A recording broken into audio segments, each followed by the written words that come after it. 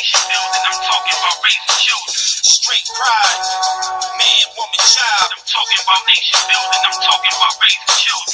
Straight pride, man, woman, child. Yeah, straight pride.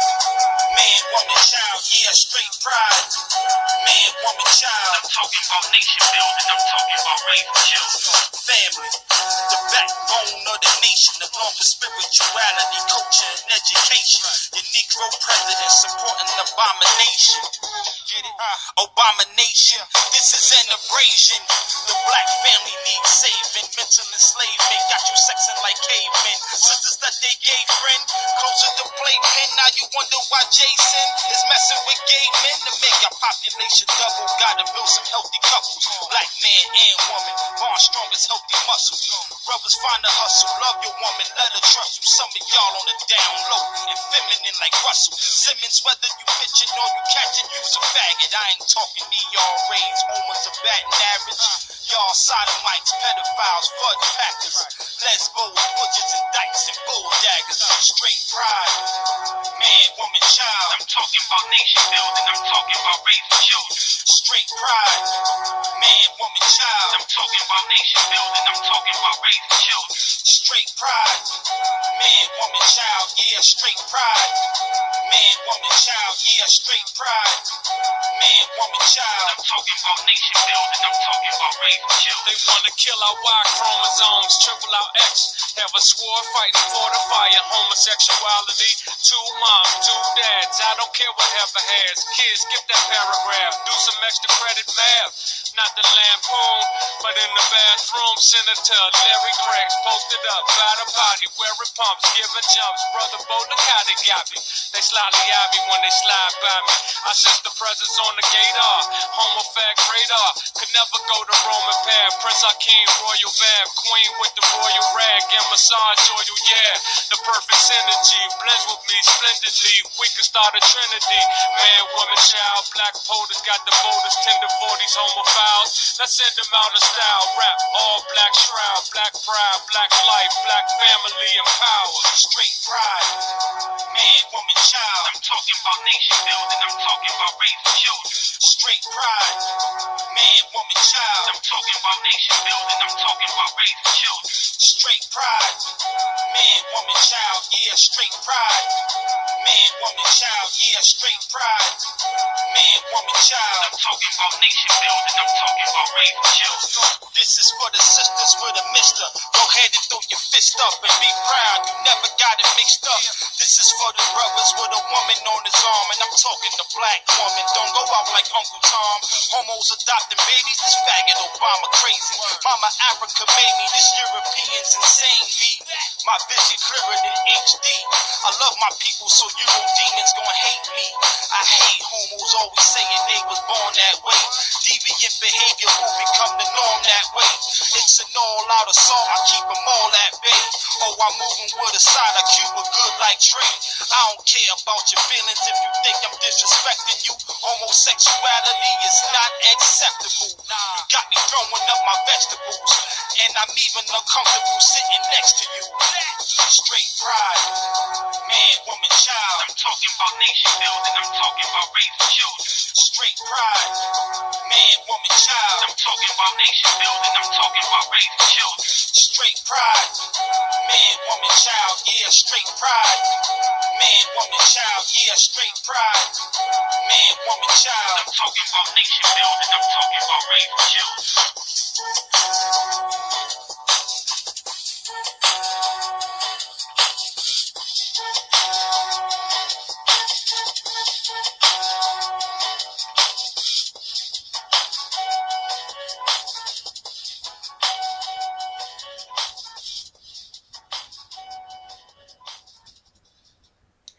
Peace and welcome to the Message to the Black Fam program. I am your host, Lady Shabazz, also known as Angela Freeman.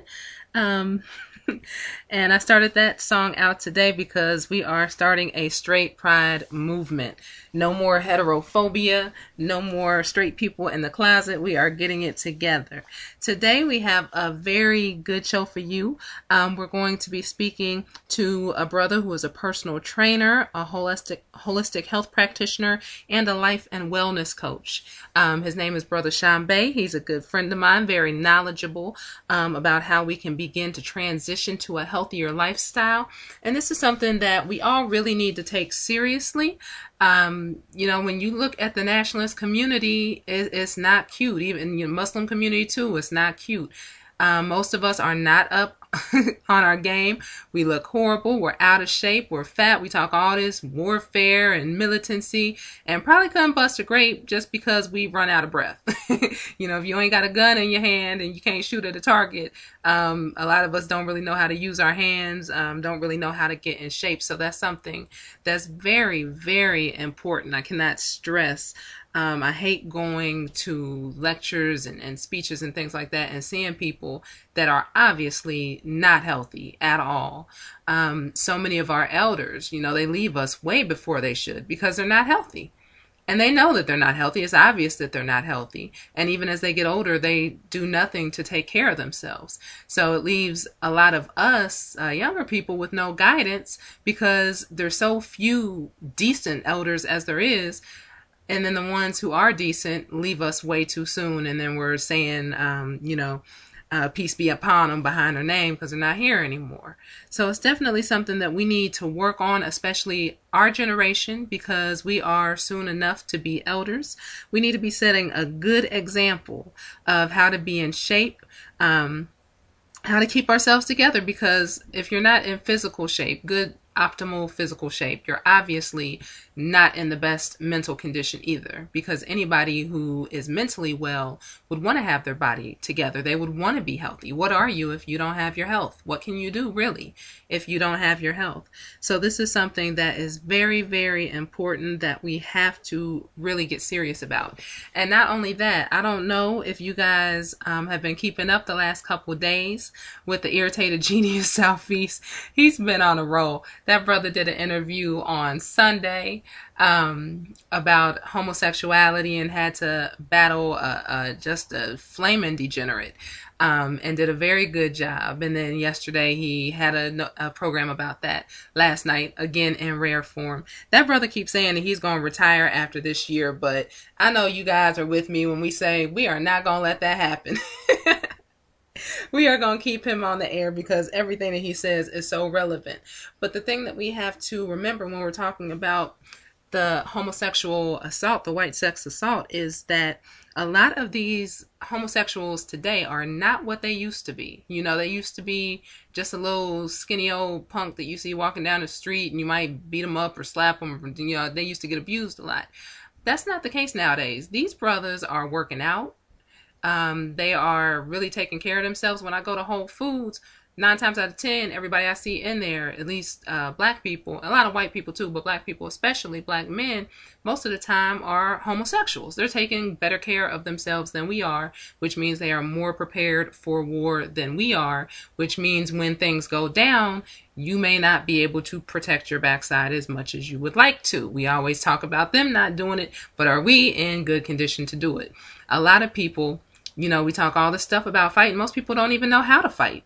It's amazing to me. Most of us have not taken any kind of martial arts. We don't have any kind of weaponry skills. We don't work out. We can't get on a treadmill. Most of us are winded after a minute or two of fighting, like close combat, hand-to-hand fighting. It makes no sense. So these are things that we definitely need to work on. We cannot say that we are ready for war and we're soldiers and warriors and all that when we sitting around on the couch eating bonbons, watching the game, eating some Fritos and some high fructose corn syrup and all that other kind of stuff. We have to get it together. It makes no sense. Besides just the homosexual warfare aspect of it, you also have these devils. A lot of them have been training. They've been working out for a very, very long time. They have their stuff together and they are ready for us. We have fallen so behind. There was a time when You never heard of a white man beating up a black man in a fight. It was almost like it was impossible.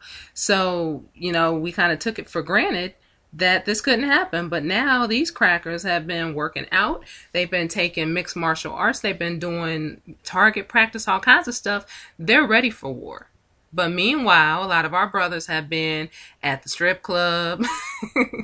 They've been watching BET. They've been, doing a bunch of nothing. They'll watch some athletics, but they don't do nothing athletic. So, it just kind of puts us in a very, very bad position that when it finally does come around and it's time to do stuff, I have a feeling I'm going to see a lot of my brothers getting beat down, and that's horrible. That's something that's very, very demoralizing that I don't want to see. And even the women, we have our role in this too, and we cannot walk around looking, sloppy, out of shape. You don't have to be a size 2. Ain't nobody saying that. Most black men don't want you if you a size 2.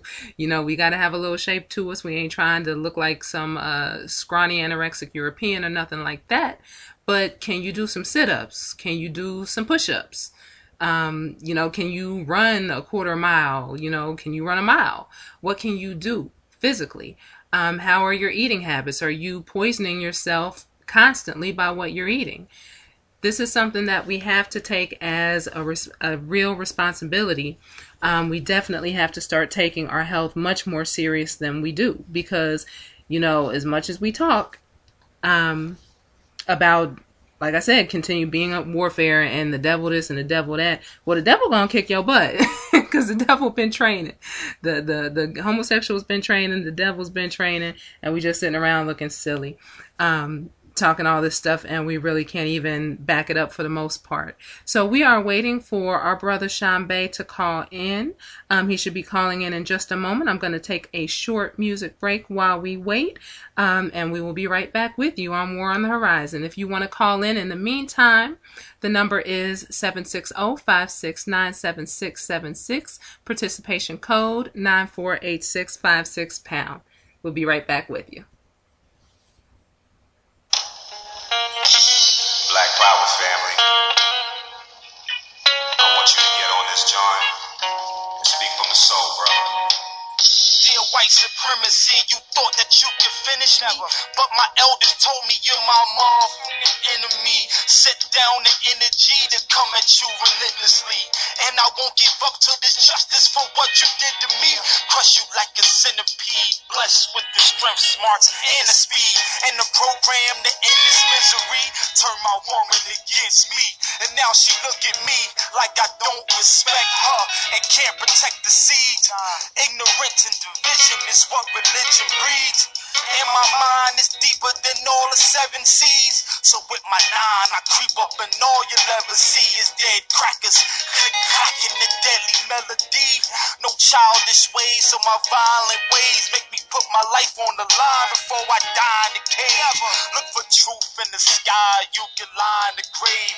Either die from AIDS or die from a gauge. Either fight for freedom or die as a slave. I send you back from whence you came because your mind's in the cave. I denounce your Nazism and your Zionist ways. I speak the truth through my words and what I jot on the page. Yeah, this cracker said I was laid off, then he broke out and he played golf. Stress got me plotting, killing Jews like Adolf. White supremacy, gay all a black president voting. I was hesitant cause he ain't picked to represent the red, black, green, the colors I bleed. I keep fighting for my seeds for as long as I breathe. I'm supposed to be mean, but I'm all of my dean. Got me taking shots of tequila and rolling up weed. Would you sell your dignity and risk it all for your dreams? I only roll with the strong, the hand of God intervened. Told me we cut from different fabric, others tore from the seams. Giving you food for thought, you get it raw from the king. Essential minerals I'm giving you, no pork or no wings. This is all alkaline, I never rhyme for the bling. Let's go. Damn. Yo, I can feel it in my soul, like. All right, welcome back to Message to the Black Fam. And we are still waiting on Brother Shombay to call in. But what I'm going to do is tell you a little bit about what I do to kind of keep myself in physical condition. Now, I am not perfect. I probably could lose about 10, 15 pounds comfortably. So I'm not in optimal shape, but I'm getting in optimal shape. I had a little setback last year in August, I believe, where I actually had like fractured my ankle. Well, I twisted my ankle and like fractured my bone in my leg near my ankle. So I actually had to stay off my feet for a little while, which is why I got a little chunky, but we working on it. We getting it together. It could be a lot worse. I've seen a lot worse. One thing that I do is martial arts. Back in the day, I used to take Kempo. I stopped doing that for a while, and now I'm doing more Jeet Kune Do concepts. So I'll do some Muay Thai. I'll do stick fighting. I'll do Salat a little bit. Or some people call it Silat, depends on what part of the country you're from. So I do a mix of martial arts, which gives me actually, it builds strength, it builds flexibility, it does a lot of things. But of course, obviously, that's going to help you in a fight a little bit more than maybe something like Taekwondo or something that's really more of a sport, something that you're not going to be able to apply as much in your day-to-day life. I would definitely say martial arts would be the way to go, because no matter how good of a shape you're in, you're not going to know how to fight unless you actually fight. And that gives you the opportunity to spar. So I would definitely, if you're going to start off somewhere, try to take a mixed martial arts class. And for women, that's especially good, especially if you can get in a class of men, because 9 times out of 10, you're going to be defending yourself against men. That would be an attacker, unless... I think most of us are old enough not to be just getting in fights, with women. Most of the time it would be you getting attacked. So being in that kind of mixed martial arts setting, fighting men will show you how to fight a man. It's going to be a lot different than fighting a woman. So that's definitely helpful. Another thing that I did was switch to a vegetarian diet. Now, this is something, not everybody's going to do. It's up to you. But even if you're not going to go vegetarian or even take it a step further and go vegan, you do need to worry about the chemicals that you're putting into your body. You definitely don't want to be digesting a lot of chemicals, additives, preservatives. You want to be cooking your food from scratch as much as possible. And people say that cooking, and eating healthy is expensive. It's really not. It only gets expensive if you're doing the fake foods, like all those garden burgers and meat replacements and stuff like that. You really don't need that. If you stick to your staple foods, go out, buy flour to make, your breads, buy beans and lentils and rice and quinoa and couscous and all those kind of things. Go to your farmer's market, get your broccoli and cauliflower and all that kind of stuff. It's really not expensive. As a matter of fact, I would say I probably spend probably about $60 a week on groceries, somewhere between $40 and $60, depending on what I need on groceries for 2 people. And then if I happen to have my stepdaughters in town, I might add another 10 or 20 onto it. But my grocery bill is not high. I know people that spend like $200, $300 a week on groceries. That's because you're buying the chips and all this other stuff that's going to kill you. If you stick to the basics, get you some good spices, you don't have to worry about it. You can have food that tastes good, that's very inexpensive. And I do have a book that is out right now on Amazon. It's going to be available on War on the Horizon in just a couple weeks, so bear with us and you'll be able to get it from War on the Horizon, called Conscious Entertaining. And it has a lot of recipes, probably like between 40 and 50 recipes of simple things that you can make that are very inexpensive, that are healthy and will nourish your body. All the recipes are soy-free, nut-free, and meat-free. A lot of them are vegan, and those that aren't vegan, most of them can easily be made vegan. So if you want some ideas on what kind of food that you can eat to kind of get yourself, acclimated to eating healthy and still eat Black people food. Because I know sometimes I'll go into a vegan restaurant and it'll be like a mainstream vegan restaurant. Ain't really nothing in there we want to eat. Black people want to eat some Black people food. So, again, that book, when it comes out on War on the Horizon, I would definitely recommend that you guys get that, because it'll have a couple Caribbean-inspired recipes. It has some African-inspired recipes, just from all over, even some Indian recipes, just ethnic food that appeals to Black people that you would want to eat, that's not going to be expensive, and is not going to kill you. So that would definitely be something else.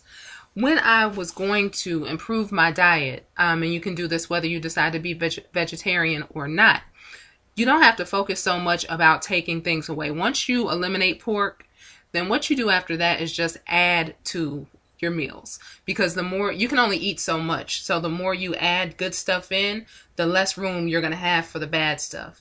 So, and I even gave some examples of this in God's Gift, if you guys have gotten that book.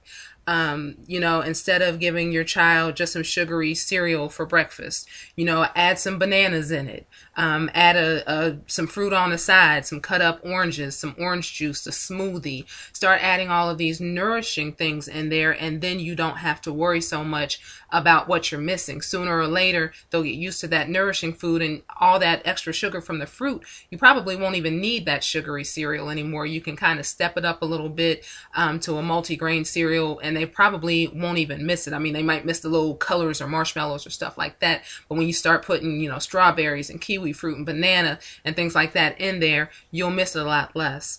If you're going to eat a sandwich for lunch, switch to a wheat bread and then add things to it. Add a garden salad to it. Don't put a lot of heavy dressing on it. Maybe an Italian dressing or just some lemon juice and olive oil. Add some fruit, add things like that. And sooner or later, when you're eating your sandwich, you won't want those chips and all the other stuff that's going to harm you. So those are just a few of the things that I did when I was trying to transition into a healthier diet. And of course, it's ongoing. You keep on making improvements as you go, trying to get the highest quality food that you could possibly afford at the time. But with no further ado, I'm going to stop running my mouth because we have the expert on the line, I believe. Let's see here. All right, let me go on and bring on my brother. Brother Shombay, are you on the line? Uncle Jocelyn, sister, what's going on? What's going on, Sister Shabazz? Yeah, I'm here. Nothing much. How you been? I'm sorry? I said nothing much is going on. How have you been? Everything is well, sister. Everything is well. Just trying to take things easy, moving forward. You know how we do, Lady Shabazz. This is how we do it. That's right. Well, I was telling them, I opened up the show talking about, from my perspective, why it's so important to be healthy, just so that we can live a long time, so that we can be here to fight and do all the things that we say that we want to do. What made you interested in getting your health together? So you want a little history on me on that? Okay. All right. Well, because a lot of people think that this is real soft and, you have to be some kind of fairy or something to want to be healthy. And that's ridiculous to me. So maybe you can tell them what inspired you. Oh, yeah, no, that's just the opposite. Real men stay healthy. That's what it is, definitely. So I'll give you a little rundown. All right. I'll give you a little rundown on it. Well, maybe about 15, 14 years ago, just like many other young brothers, I was in terrible health, bad health. Everything was sugar, everything was a processed and refined diet. Everything that I ate was processed and refined, fast food. I probably ate Coke. I probably drank soda for breakfast, lunch, and dinner. Not even probably. I used to drink Coca-Colas at lunchtime, breakfast time, dinner. And I just was in terrible health. I used to go to the doctor when I felt sick, and the doctor, of course, said nothing was wrong with me. I was fine, but I definitely knew that I wasn't fine. I didn't feel fine. I was around 26 years old, which was 11 years now, and I just felt that I was too young to be feeling so bad. I would take tests, blood tests, all kinds of tests. I would go to the doctors, different physicians, and they just told me that I was fine.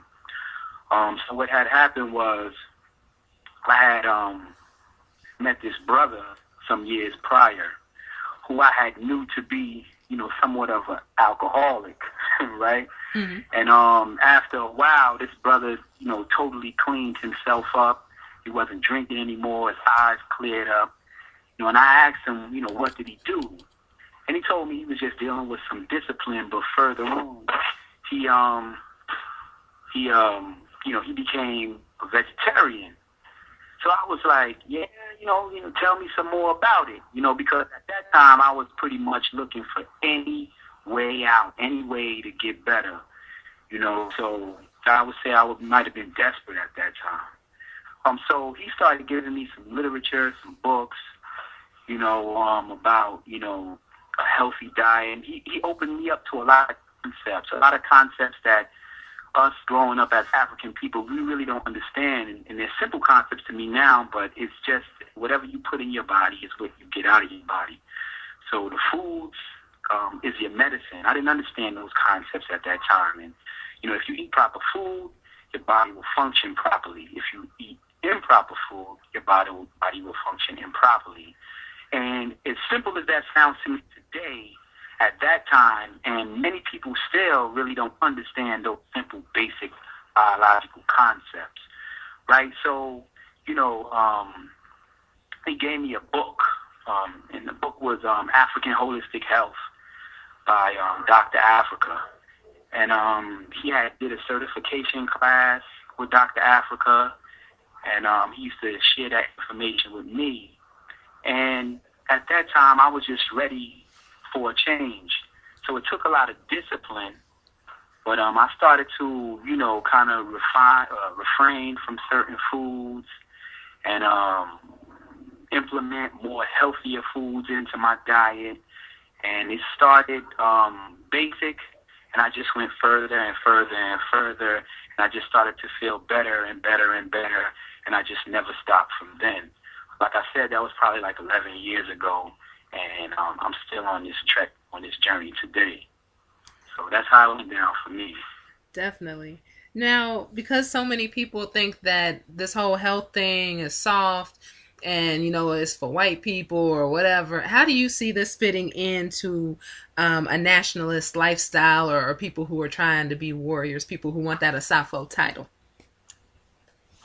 Oh, well, simple, basic. First and foremost, these individuals, our people don't understand that whole perception of health being soft and for white people and whatever the case may be comes exactly from white people, comes from slavery. We were given the worst foods, and that's what we passed down from generation to generation, while the master ate the best food, and they lived longer than us, and he was able to oppress us longer. So you still, those people are, whether they call themselves a nationalist or whatever, they're still holding somewhat of a slave mentality and thinking in that manner. But, warriors are supposed to be strong. Warriors are supposed to be strong. They're supposed to be mobile. They're supposed to be agile. They're supposed to have endurance. And biologically, you just won't have that with this sad diet, sad standard American diet. It's no coincidence why the acronym spells out SAD, because that's what it is. And when you're filling your body with refined sugars, processed food, chemically induced meats and steroid, filled meats and things of that nature, your body's not going to get its proper function. So if you're a warrior, you want to deal with endurance and being able to last in the battle. And leafy greens, fresh food, unprocessed food, alkaline foods, that's the only way you're going to get that, along with exercise, proper rest, and like we're talking about nutrition. So it's very much the opposite. Warriors are supposed to, eat well, eat healthy. And plus, we're from the East. We're from Africa. I mean, what place besides Africa had the most bountiful amounts of vegetation, vegetables? That's where you found all of that stuff. Europe is where, vegetation wasn't really, in abundance. So they had to prey on animals. They had a heavy meat diet. We had more of a heavy vegetable diet. We can go into the historical facts. Probably won't go into that right now or tonight, but, that's just where it is. From where we're from, that's where the most vegetables and fruits and greens grew. So you think that we wasn't eating those things at that time? Of course we were. It's just post-slavery that we have this, heavy, meat diet. And then on top of that, it's post fast food America with the miseducation and us being undereducated. We just listen to whatever Dr. Oz or Oprah or whoever say. So, we we eating this terrible, sad diet. So it's just the opposite. If you're a warrior, you got to be strong. And biologically, the chlorophyll that's in leafy greens and alkaline food, your body absorbs that, and it helps your muscles to grow, your organs to be strong. When you eat processed and refined food, because it's not natural, your body has to pull minerals from other organs just to compensate for the minerals that it's not getting from the processed food. So you're pulling strength from one organ to compensate and strengthen another organ. So that's weak. So if you're going to look into this as a warrior, and warriors are intelligent, you got to understand that and know that. Yes, sir. So if you have somebody and they're like, all right, well, I guess I can make a couple changes in my life. How do you start that transition towards a better diet and more exercise? Because a lot of people, they start off strong, but they don't last too long. What's the best way to start out? First, I would say it starts with the mind. We believe that before you actually do something, you might have thought about it 1,000 times, and before you actually do something, you may have said it 1,000 times, and before you say something, you probably thought about it 1,000 times. So with that understanding, just like anything, any goal that you want to accomplish, it really starts in the mind. So you really either if you have to get around people who want to be more health conscious. And if you're not fortunate enough to do that, you just have to read articles on health and wellness. You have to engulf yourself into information so you can pretty much program yourself into a state in which you will be able to really, want to be healthy. That's what you have to do, is mental first. And then after that, you just have to take small steps. If you're a cold turkey person and you can just drop everything today and go all the way, as far as you can tomorrow, that's great. But most people take small steps initially.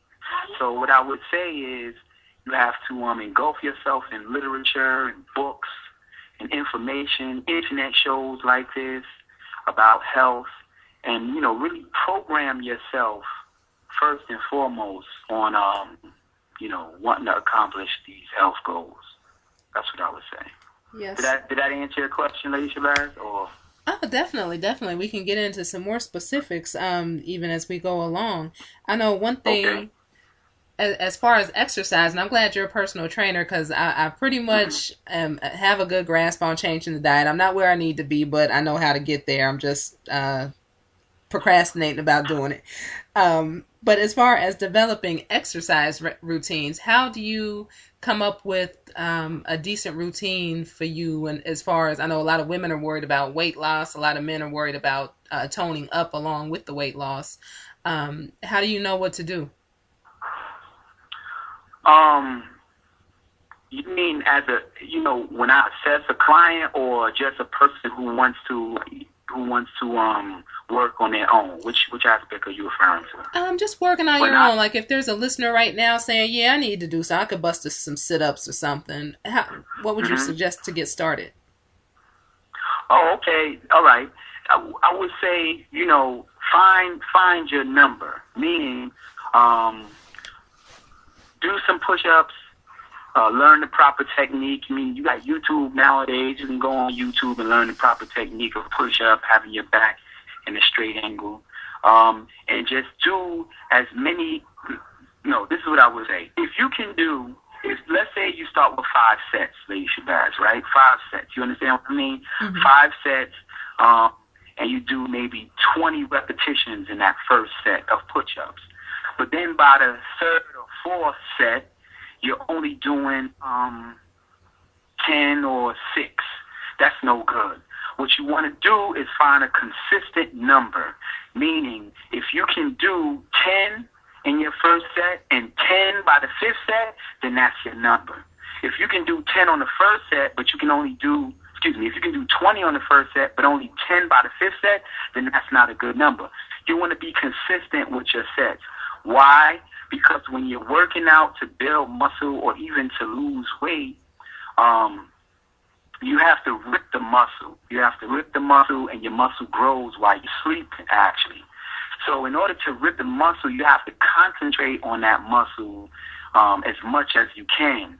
And by doing 20 in the first set, which a lot of people do, they try to do the most they can do by that first set, but by the fifth set, they can only do 4, 5, or 10. That's not pushing the muscle to its fullest capacity. And you want to push your muscle and rip your muscle, as we say, to its fullest potential, so that, when you go to sleep, the fibers, rebuild itself and you build muscle. Also when you build muscle helps to burn fat. That's another misconception people have. They say, I want to turn this fat into muscle. There's no such thing. Fat and muscle are two different things. The muscle sits underneath the fat. So what you want to do is burn the fat so that would allow the muscle to protrude more so over the skin.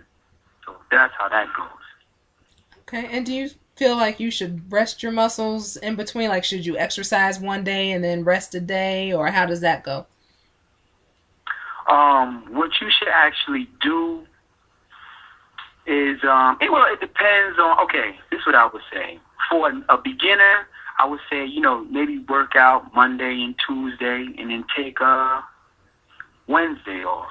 Work out Friday and Saturday, Thursday and Friday, and take Saturday off. 2 days on, 1 day off. 1 day off. That's what I would say. Okay. Do you have any, how do you stay motivated? Do you have any advice on that? Because, I was telling a mutual friend of ours, Brother True, he get up and he be exercising at like 2 o'clock in the morning, like early, like 5, 6 o'clock in the morning. Mm-hmm. And so I was like, oh, he do it, I can do this too. So I got up the first day and I did it. The second day I got up, but I was angry, but I got up anyway. By the third day, I was like, I ain't doing this. I was about to beat up my alarm clock for even trying to get me out of bed. How do you stay motivated? Well, like I said earlier, it's mental. So with all the technology and the resources that you have today, like I said to you, first and foremost, engulf yourself with information on what it is that you want to do. Second of all, put pictures, download pictures, put it in your phone of the body that you want to have. Have them all over the place. If you have like a notebook or a workbook or something like that, post the pictures onto your workbook. If you have a locker at work, put the pictures on your locker at work. You really want to have reminders all over the place, because it's easy for us to be unmotivated, not be motivated. Very easy. So you want to pretty much engulf yourself within the idea of being fit and, accomplishing your goal. Because after a while, things become habitual. But if you can just get to that point, they say, it takes like 90 days, 3 months for things to become habitual. That's why, like on a job, they give you 3 months probationary period. If you can come to work one day, they believe if you come to work on time every day and not call out and, do a good job, then that should be the habit that you would have for your whole working tenure. So the same thing exists for motivation. If you can get over the hump, so to speak, and pretty much force yourself to accomplish whatever the goal is that you want to accomplish, eventually it will become habitual. And when it gets to that point, then you're going to feel guilty, or, you're going to feel like, man, I didn't work out today, and it's going to bother you. But the only problem is a lot of people just don't get to that point. They give up before they get to that point. Okay. Now, I know a lot of people are like, they don't want to make some drastic change in their life. They can only focus on one thing at a time. If you had to choose between diet and exercise as the first thing that you should start off focusing on, which would you choose? If I had to choose between diet and exercise, I would say this to you, Lady Shabazz. We deal with holism. Everything is holistic, right? So I couldn't choose one or the other. You would have to do both. You would have to just take small steps in both areas. If it is like maybe 5 push-ups today, 5 sit-ups all today, tomorrow, refraining from this food or eating an apple today, you want to pretty much do it together because certain things go together. Diet and exercise just go together. That's just like you have people who smoke. Most of the time, smokers drink coffee. They go together. Or if they drink liquor, they smoke cigarettes. It goes together. You understand what I'm saying? Right. If you at the club, you got the weed with you. It just goes together. So if you're in the gym working out your body, you also dealing with, trying to deal with proper nutrition. It just goes together. So I really wouldn't say, pick one or the other. What I would say is, just start small with both. Okay. That's definitely a good answer. And I also like that you say that because sometimes we like to make excuses. And as people who claim that we are so conscious and enlightened, we do need to step our game up and stop making excuses like everything is so hard. Sometimes you just kind of have to do it. All right, well, I'm going to say this, and I hope this is not too provocative or whatever the case may be. You can't be so conscious and out of shape, poor diet, and, just weak, just sedentary. It just doesn't exist. You can't, because if you're a warrior, you're supposed to be strong. If you know what Dr. Clark said, if you know what Malcolm said, you're also supposed to know that these brothers, if you know what Elijah said, you know that all these brothers also spoke about being men and being sisters, being women, being strong. You understand what I'm saying? Being able to endure the long haul. Because if we fight for liberation and you giving up before the first round is even halfway finished, you're not that conscious or you're not that much of a warrior. I'm just going to say that straight. So as far as, the warriors or the conscious people thinking that this whole health thing is soft, I don't know exactly, why they continue to feel that way with all this information out here, especially when you have our people dying in the numbers that they're dying from all of these, what do I want to say? Illness that they could be avoidable illnesses or diseases. They're avoidable. Cancer is avoidable. Stroke, heart attacks, hypertension, all of those things are with proper nutrition and exercise, they're definitely avoidable. It's been proven. We're dying at alarming rates from, ailments and diseases that we don't have to die from. So when you have quote unquote Negroes, that people that in the conscious community or nationalists like to call other people, and I say it too, when you have Negroes dying at these alarming rates, who are you to be dying at these same alarming rates, and you have all this information, and you're so smart, and you're such a warrior? It just doesn't make sense. That's so true. I have to laugh at us sometimes in the condition that we're in because we'll sit here and we'll lecture somebody for 2 or 3 hours about the Illuminati and all this, European this and European that, and the white man got a plan and they trying to kill us. And then you'll sit there and eat some Doritos. Okay, they trying to kill us. It's a plan and you just gonna get right into it. So how conscious are you really? Exactly. Definitely. Yeah. So, everything is holistic. one thing that we leave out in the nationalist community, we know the history. We definitely know the history. We'll talk all day about the history.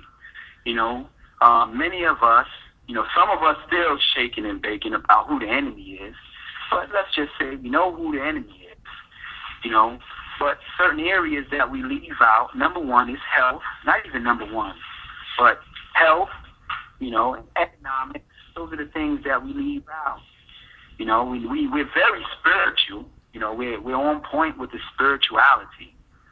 But when it comes to things like economics or health and nutrition, we kind of leave that out for whatever reason.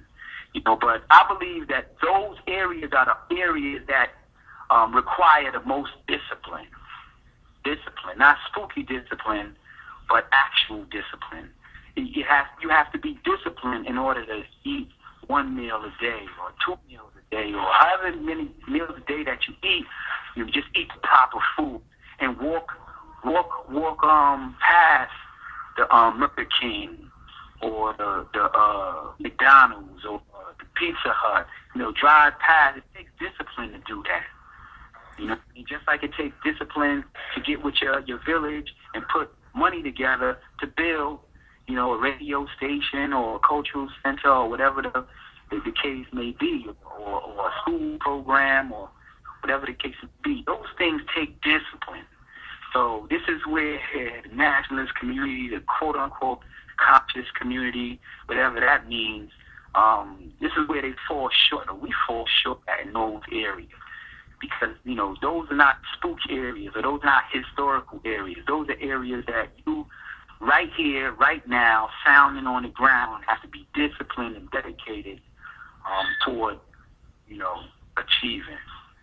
Definitely. Now, there is something else, since we're talking about manhood and being warriors and all this, that I want to bring up.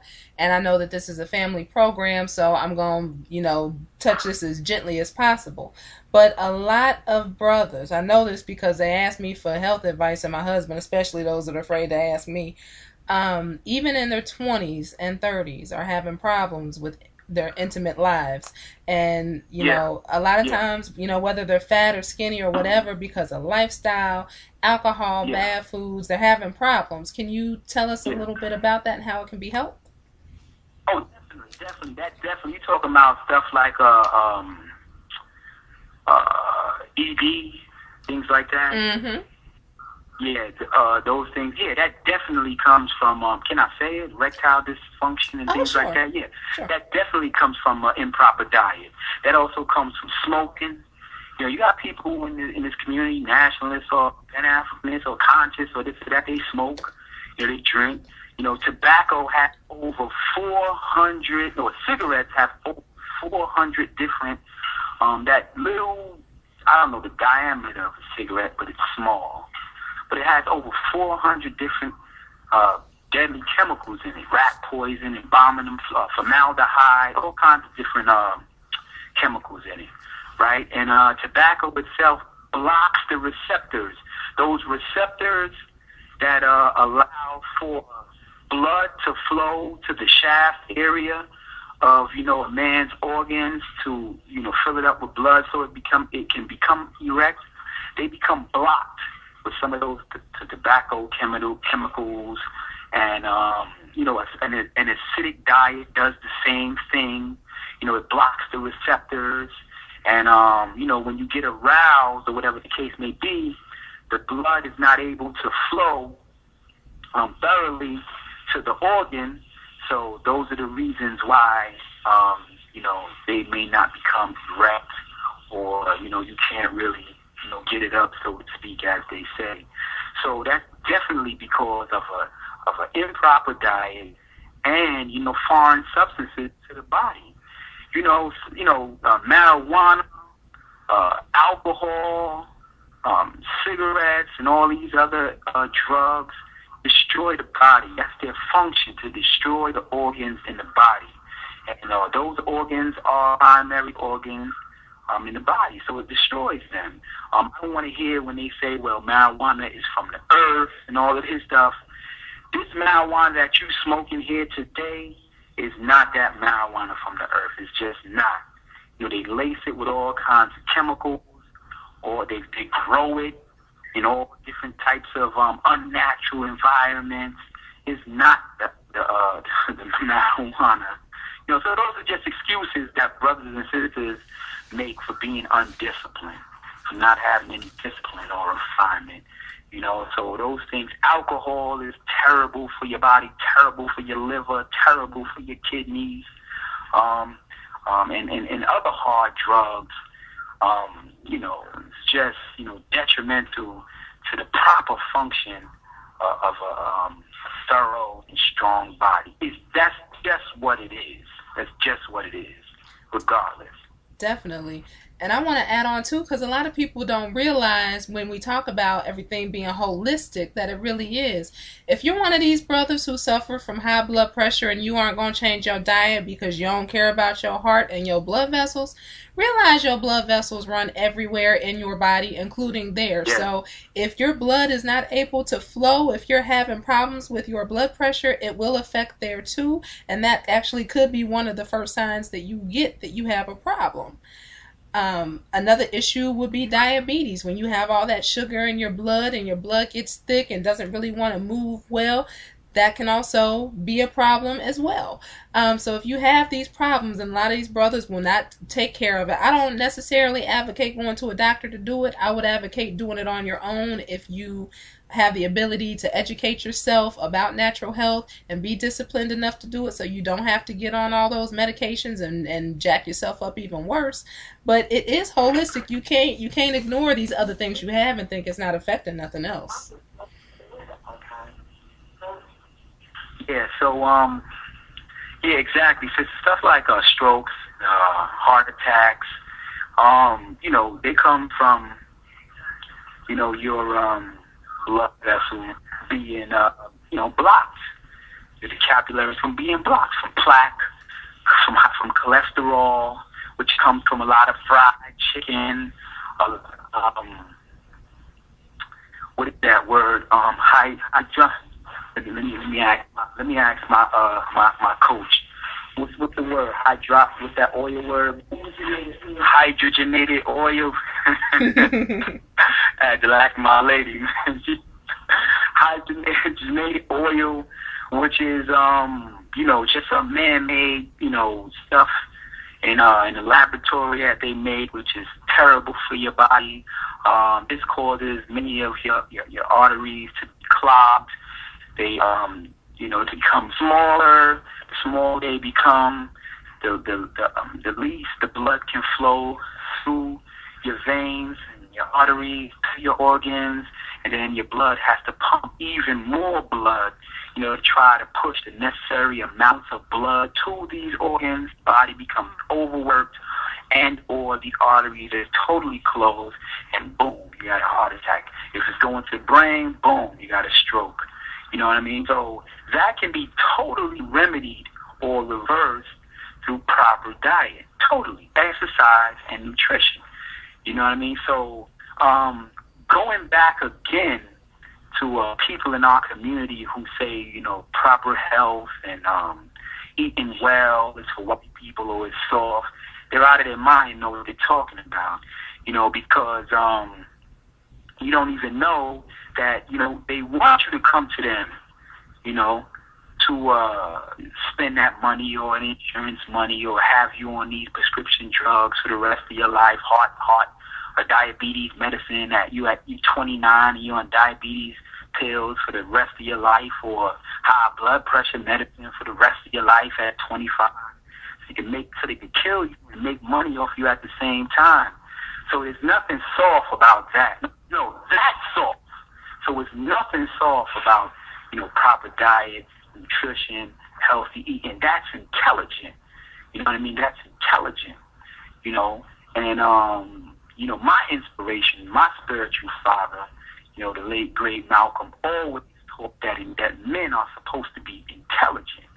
You know, so, you know, there's nothing, you know, hard about being sick, in poor health, out of breath after, you know, how you gonna fight any physical altercation? And I tell my people in a minute, if I have an altercation with anybody. You understand what I'm saying? And I train thorough, consistently and constantly, but most people don't. If you don't get a one-hitter quitter on me in the first 3 minutes, you're finished. Because after that first 3 minutes, you're going to be out of breath, you're going to be fatigued, you're going to be panting, you know, you're just going to be out of it. And I'm well on you. That's just it. You know what I mean? Because you know, when you're in good health, you can go rounds and rounds and rounds and rounds. You know, so that's just the reality. That's just the biological facts of things. That's just it.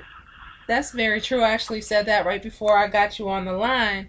Was, you know, when we talk about defending ourselves and we're going to do this and we're going to do that, most of the time it's just a lot of talk, because most people can't fight. Most people don't fight, and they don't realize that fighting is not easy. You will get winded. Most people can't fight more than a minute or two, and they're done. Yeah. You watch World Star Hip Hop or something like that, one of them little coon websites, and you watch them fight. They go for a good 45 seconds, and they're done. Yeah. That most can't be people you. Don't stand right. You know, most right-handed fighters are, you know, supposed to fight with their left hand forward on an angle in order, you know, to throw that jab first, and then that power punch, you know, moving with the hip for that power punch. You know, most people in the street, when you see they fight, they're just swinging with their right, with the right ahead, the right forward, which is what southpaw, I think, is called in boxing. Yeah, and it's finished. They throw a couple of roundhouses, and it's over. You know, some of them, they may grab you and throw you around for a couple of minutes or whatever the case may be, or a second.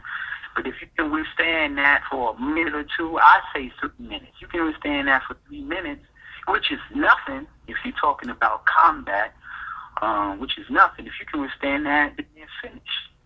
You know, and you won't be able to endure any type of physical battle or physical altercation, you know, in bad health. You know, it used to be a time where, you know, anything, if I got into a fight, if I got excited, or anything that rose my blood pressure, or I would be out of breath, I mean, I was young. I was like in my young 20s and my teens. I never knew what it was. Later, I found out that my respiratory system was congested through my overconsumption of dairy products. So hence, you know, of course, as you would realize, I don't consume dairy anymore. That was for me. You know what I mean? But, you know, when you're in your 20s or in your teens and you can't even last 5 minutes in an altercation, that's sad. That's sad. And there's nothing warrior about that. That's not a Safo. There's nothing there. There's no Iwa in that. You know what I'm saying? So, you know, people need to reprogram. Our brothers need to reprogram themselves and understand where we come from. And, you know, the things that our body most connects to are fruits and vegetables, especially the green ones. You know, so that's just the reality of it all. Definitely. And we'll be going to the phone lines in just a few minutes. So if you want to go on and call in with your questions and comments, you got a personal trainer on the line. You got somebody very, very knowledgeable about diet and nutrition on the line. Go on and call in 760-569-7676. Participation code 948656#. So be sure to call in. We'll be coming to you probably in about 3 to 5 minutes. I'm going to ask you, though, because I know we focused a lot on warriors and men, even though women are warriors too, or we should be. Most of us are not. A lot of black women nowadays are completely out of shape. I mean, some mostly like morbidly obese a lot of times. You know, we used to have some of the best shapes out of anybody, and now we kind of, I think it's the food we're consuming or something, but even if we ain't fat, a lot of times we're kind of getting funny shaped and we just aren't looking right. Can you give any tips specifically for women trying to get in shape? Oh yeah, definitely. First, I'll give you a little history of it. If you look back maybe 20, 30 years ago, 30 years at least, 20 years at least, 20 years and further, sisters, you know, weren't as big as they are now. They wasn't as out of shape as they were now. You can watch any movie or any documentary from the 60s or even the 70s. And, you know, sisters weren't as big as they are now. That's just like, you know, nowadays you hear, like, they'll say, I don't know. I don't know what's going on. You got these 13-year-old women, girls, 12-year-old girls with full breasts, full behinds and things of that nature. Girls nowadays is not like they was back in the days, but nobody ever says why. Of course, it's a obvious reason why. Because in the last, I would say, 15 years, the Food and Drug Administration allows, enormous amounts of steroids and growth hormone chemicals to be induced into animals, into the animals that we eat, chickens, cows, pigs, whatever the case may be, right? So, obviously, or evidently, obviously, if those hormones are put into the meat, when you consume the meat, those hormones transfer from that meat to you. So this is the reason why our young girls and our sisters are growing at rates that they never grew before. Also, with the rise of, the fast food world in the last 20 years, the fast food joint on every single corner, especially in the black community, sisters are not cooking nowadays. And those are due to other social reasons also, because, if there's not a man in the household, they have to work. And even if there is a man in the household, they have to work. But that still doesn't take away from your natural state of cooking a proper meal for yourself and your family. So with this fast food and these steroids and these growth hormones being put into the food, that in turn, transfers into the people, especially the sisters. So what they have to do, and then one obstacle that I encounter all the time as a trainer, dun dun dun dun, is the fact that sisters don't want to work out because of what? Our hair. Because of their hair. That's right. They don't want to mess their hair up. Now, we on the national station, so I can say this. Now you already have your hair fried, dyed, and laid to the side in the first place, which you shouldn't have. All these chemicals in your hair, which is definitely going into your brain, because they have done scientific studies and autopsies that show that the chemicals that you put into your head, into your hair after a long period of time, definitely seep through the skull, which is obvious, just like anything else, and goes into your bloodstream. Second of all, you are fueling an economy that doesn't even have to exist. The fake hair, or whatever you call it, economy, that doesn't even have to exist. The weave and the perm and the Asians and the Indians, you're making them billionaires, multi-millionaires, all for self-hatred. And that's just what it is, self-hatred. You call it what you call it, not you, Lady Shabbat, but whoever you call it, what you call it, that's what it is. You don't want to be yourself. You don't want to have your natural hair. So I've seen sisters, man, they will not come out the house unless they have their hair perm or if they got it weaved or whatever the case may be. Not in its natural state, never.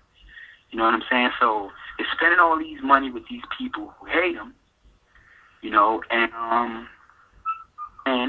then in turn, because they spent, $60, $70, $80, $90 on this hairstyle, of course they don't want to mess it up, sweat it out or whatever the case may be. And the reason how they sweat it out is because it's not natural. It's not in its natural state.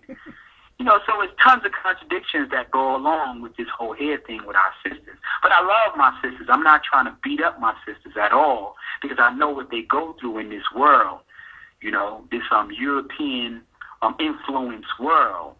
It says that white is right, and, thin nose is the best nose, and, if the closer you are to light, the brighter you are, and if you're dark, there's no dark representations of our sisters, and, definitely no natural representations of our sisters. And if they are, they always mix it up by putting them with, like, a white man or something like that, or a white woman, or, so I understand, but at the same time, sisters, you got to be strong. That's just it.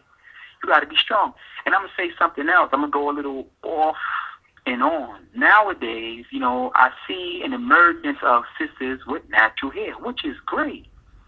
But the difference today that I see that that didn't exist 40 years ago is there's no culture that's going along with this new emergence of sisters wearing natural hair. Sisters nowadays just don't want to wear natural hair because maybe they don't want to get a perm, or they're tired of their ends being split or their hair being taken out by the chemicals.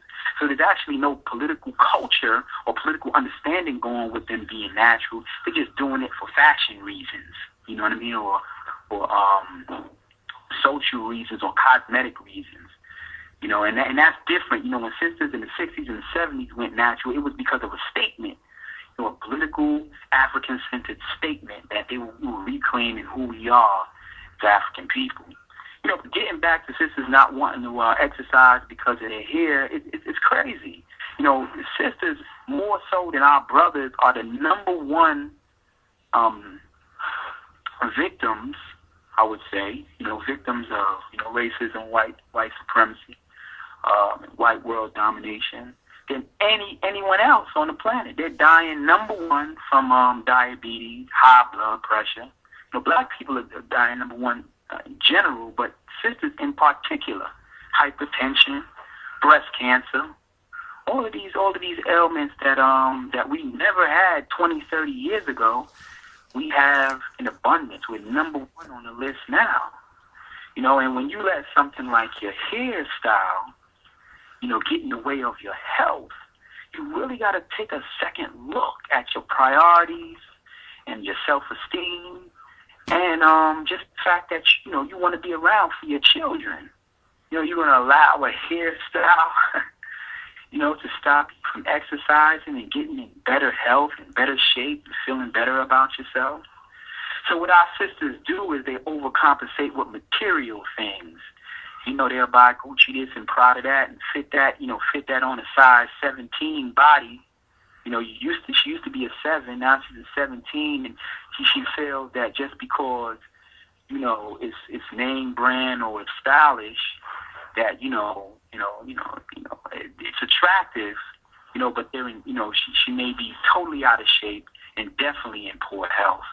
So we really have to start rethinking our priorities and rethinking, you know, the way that we live our lives, and definitely rethinking how we spend our money, because the Asians and the Indians, they're multi-millionaires off an industry that does not need to exist. Doesn't need to exist. Hair care industry doesn't need to exist. Fake hair care industry doesn't need to exist. That's very true, and I'm going to the phone lines right now, but I do want to let the sisters in on a secret, because I know that, you know, that is a major thing. People don't want to mess their hair up. I'll let y'all know right now, Lady Shabazz is not that fancy. I will plait my hair up and throw on some sweatpants and go. And to be honest, a lot of men, you will be surprised, do not like all them fancy women. They will talk to me or try to talk to me a lot more when I feel like I'm looking busted. My hair is braided or whatever, and I'm in some sweatpants looking raggedy, but I'm working out or something like that. They're less intimidated, and they will approach you more, because most men don't necessarily want that materialistic image. They don't necessarily care if your hair is perfect. They rather be with somebody who can have fun, who can go get their hair wet and not be upset, you know, because their hair got wet. All that kind of stuff that we do trying to be attractive actually sometimes can be more of a turn off than a turn on. So, you know, next time when you want to get your hair done and you thinking, okay, well, I can't work out today because I'm, you know, not getting my hair done again for another week, don't even be that fancy. It's not necessary. All right. Yes. See, we got a brother agreeing. Definitely. No, definitely, because after it's all said and done, I mean, it's just fake. I mean, see, the thing is, because the videos promote that, and it's socially pushed in the culture, you know, brothers are brainwashed and have been into thinking that is the representation, or that signifies beauty. But in reality, you really want a woman that, you can see her in the morning and you can see her at night. She looks good to you. And she's not going to, spend the house money or the car money or the children's future money on all of these superficial material things that, are unnecessary. She doesn't, it's very much so a turn off of a woman.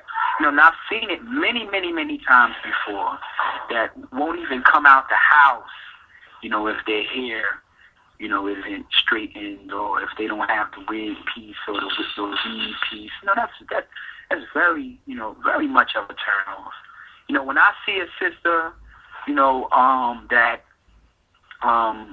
is natural in many ways or intelligent, that's very attractive because I know how this white dominated world is, and it's not cool to be natural. It's not cool to be dark. It's not cool to wear your natural hair. It's not cool to have a wide nose. You understand? So says the society. So when you have a sister who will say, I'm just going to be me. I love me, and I don't care, what that guy at the job says. I don't care what so-and-so says. I'm going to be myself. That's very much so of a turn on. Very much so. Yes, sir. All right. Well, do you mind if we go to the phone lines, take some questions? Let's do it. All right. Okay, 7730, you're live on War on the Horizon. Hello? Hi. Good evening, Lady Shabazz. Good evening, how are you? Yes. My question, when I ask this question, I'll make you, please do not use the phones, after I finish one question. I'm sorry, I couldn't hear you. Could you repeat that? No, I said, when I ask the question, can you please do not mute me right away? Okay. All right. My question, brother, because you're a health protection. What is it like in regards to remedies for consider, I think, bad breath? I know how it is caused, but I just want to understand more of the science of it. And correctly, like say, first that's bad breath. I didn't hear exactly what he said. I think he said. Oh, okay. Let me repeat myself. In regards to let's say clearing bad breath. I don't want to say. You get the question out? I don't know if you want to repeat the whole full question. No, you were just asking for how we can help with bad breath. Yeah, because the man is talking about health and stuff. Sure. And all about the body. So I was asking him in his interpretation. Sure. Oh, okay, yeah. That's a good question. Bad breath, things like that, come from, improper diet, a very acidic diet. You can go online and find out what foods are acidic and what foods are alkaline. You want to pretty much have a stronger intake of alkaline foods, mostly leafy green foods, most vegetables, most dairy products are acidic, most meats are acidic. And I'm not just trying to be biased. I'm just telling you that's what the chart says also. So when your body is more acidic, those fumes, so to speak, have to come out somewhere. Just like a pimple, just like when you pass gas and it stinks as opposed to, like a moderate smell and not stinking at all. That's because, your body is toxic, and you have to flush out, you can do detoxes. You have to flush out, your body and get it more balanced, more alkaline. So there's certain herbs, brother, that I can't think of off top. I don't know if you know about the whole herb thing, but my email is rbgtrainer@gmail.com. rbgtrainer@gmail.com. I can give you, before the night is over, if you email me, I can definitely give you what herbs that you can also take on top of, eating a more alkaline or proper diet, to help with bad breath. Because that's just what it is. I mean, if you don't have a bad tooth or something like that, if you're just coming up with bad breath and your teeth are fine, then, that means, you're kind of toxic on the inside. And I'm saying that humbly. I'm not even trying to be funny, but I'm just letting you know that that's how the body shows you. The body always gives you signs of diseases, before the big one hits. Like you may have a headache or your eyes may hurt. Those are different signs and signals, primary signs and signals that your body gives you. You got to learn how to read your Bible and your body and understand your body. They always give you signs on, what may be wrong with yourself. And things like bad breath, are just representations of a toxic body. So you want to eat more avocados, spinach, kale, things like that. Drink more water. Take, refine from some more dairy products. Sugars, refined sugars. You want to, refrain from that, and also, like I said, if you want to email me, I can give you some herbs that you can either steep or just straight out eat, to help for bad breath. Yeah, because the reason I'm gonna ask, because normally when I fast, I notice that I guess because whatever toxins probably didn't come out properly, I do try to cleanse. Use my fast last maybe 7 days, but sometimes I don't. I use the adequate proper herbs made to cleanse certain parts of the body, to that way nothing doesn't come back up like that. The smell comes up.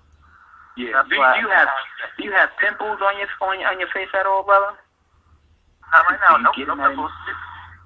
Go ahead. Do you ever? How old are you? In my late 20s. I'm about 30. Do you ever get in the last year? Do you ever get pimples on your face? Actually, not really. I mean, I might have had some before, but not really, because I've been trying to be consistent with what I'm eating. The body's still active to a degree, because not in a balance. Yes. You know what I'm saying? Because we live in a harsh condition, and I should really be better, but, I try to. You know what I'm saying? So, at times, I also remember going to the dentist and I had my teeth cleaned. I did remove one of my tubes still. Now I still have another one, but you see, I just say one tooth because it didn't make sense, because when the dentist told me I shouldn't remove teeth because of the gravity, I've noticed the effect of one of them, because when you remove certain parts of the jaw tooth, gravity's going to start lowering down and then the other one will eventually fall in time. You know what I'm saying? Yeah. So at times I only got one tooth. But the only thing I look at it is regardless, because, if I fast and I notice it starts to smell, I notice there's something in the colon that's not coming out. Do you get rid of that, do you do any kind of colon cleanse along with your fast, or are you just fasting? Well, you see, this fasting thing I've been doing for almost a year and a half now, because I decided to do something different. And when I did it for the first time, I noticed it's pretty deep, but after doing it once every month, and usually this as a period of days, not like a whole, 14, it's like a week, most likely. And I use water most of the time. I should drink some other stuff like, natural stuff. Most of my fast is like basic water. And, you know what I'm saying? So, that's how it's consistent. You know what I'm saying? All right. Well, that's why I asked. But one thing I would say, because I have my pen paper, let's fast go out to post this episode and I have to write it down. okay. To get the information again. Sure. And And one other thing I would say this, to correct you, it's not $1 million business in regards to what, it's $1 billion business. Okay, anything to deal with women, it's mostly in the billions, never millions. Women spend I said billion first. And then I said billion? multi. Yeah, that was the first thing I said. $1 billion industry that doesn't have to exist, brother. Doesn't have to exist. And if you were ever in the industry, you would know. You would know that the Asians and the Indians, they really push you out of it. I know a brother who used to sell. You're aware of that, right? I know a brother who used to have a store, and he would sell perms and stuff like that. So when he went to the wholesaler, he was Asian, right? And the Asian asked this brother straight up, why you want to sell these products? Like, why? And this is a black man, selling, products to black women. And the Asian looked at him, why you want to sell this stuff? And he wouldn't sell it to him. He wouldn't sell it to him. Then he went to another distributor that was Asian. They wouldn't sell it to him. Ultimately, there's some Indian distributor that sold it to him. But they sold him like outdated. At first, they would sell him outdated perms or irregular perms, and they pretty much try to sabotage his business. So this is another thing why our people don't want to be nationalistic, or they think it's racist to be nationalistic and stuff like that. But all these other ethnic and racial groups are 100% nationalistic. They don't want you in their industry. They will push you out. They will unite with each other against you, against your economic empowerment. And you're making a mistake, African people, if you don't unite with the rest of our people, and build a strong, united front, economic, social, political, whatever the case may be, because this is what all of these other groups are doing. All of them is against us. My lady was just talking about the other day how Dale Jones, used to say that the African has no friends, and we don't. If you think you got friends out here, Clark said that. you're out of your mind. John Henry Clark said that. John Henry Clark was right. Definitely. Yeah. Well, thank you. Yeah. I will definitely make sure one thing before I sign up, because I know we have the callers. You on Facebook, brother? Oh, definitely. Good question. You can Because check I will me give out. you my Facebook. I can give you my Facebook to No, this is what you do. This is what you do. No, this is what you do. My page is the Fitness Den. TheFitnessDen. The Fitness Den. That's my page. Also, you could check me out, Shombay Burton, SHOMBAY. You can friend me on there. You could like my page, SHOMBAY, BURTON. You can follow me on Instagram at Shombay1. And get, I put out information daily on health, fitness, wellness, inspirational things, nutritional tips, vitamins, herbs, exercise tips, all of those things, So you can go on Facebook, Shombay Burton, or follow me on Instagram, Shombay1, at Shombay1, or, my Facebook page, Fitness Den. So check me out up there, and, we can make it happen. You, brother, you can message me and let me know who that you was the brother who asked the question, and we can build from there. Also, my email is rbgtrainer@gmail.com. All right, thank you, Lady Shabazz. Oh, and one thing, Lady Shabazz, man, as much as the brothers have a lot of work, I think the women have a lot of work too, man. I'm going to keep fighting for you. You know what I'm saying? I know you're doing something, Lady Shabazz. It's rough. It is. Rougher. I always say I'm always balanced. We both have work to Because do. at times, I know the sisters are having it hard, but, it's going to take other sisters. Instead of me as a man trying to influence them, because, sometimes sisters don't listen. So I try to, much as I can, but it's not from another like-minded sister. Tell the other sisters, because they need a support. Yes, sir. Well, thank you so much for calling in. All right, thank you very much. Thank you. You too. Brother was breaking up a little bit, so we are going to go to the next call. But some things that I did want to say about that may help is if you're eating salads or if you're juicing or anything like that, you may want to try adding some parsley to it. Parsley has a lot of chlorophyll, and it'll kind of clean you out a little bit, help with bad breath. When you're going to brush your teeth, you might want to put a little, like 1 drop, no more than 1 drop because it's very strong, of peppermint oil, clove oil, or cinnamon oil on your toothbrush, and then put on your toothpaste and do it. That'll freshen your breath up a little bit. Let's see, you can also Google a recipe for homemade toothpaste. You make it out of mostly coconut oil and baking soda with a little essential oil in there. It's not the best tasting thing in the world, but baking soda will freshen your breath up. And for me, I don't do it all the time because it can be habit forming, but if I fast, then just to keep your body cleansing, you might want to add like a tea, like a Cascara, Sagrada, Senna. Smooth Move is a brand name of tea that'll kind of help you moving while you're fasting. I couldn't hear you very well some of the time. You were breaking up a little bit going in and out, and you can feel free to message me as well. But I think you said that this might happen while you're fasting, and sometimes that could be just needing to help that elimination. So, and I know Brother Shombay is going to have a lot more stuff for you, but that's just some things for anybody. If you're noticing that you're having some problems with your breath, just putting that little essential oil on your toothbrush can help a little bit.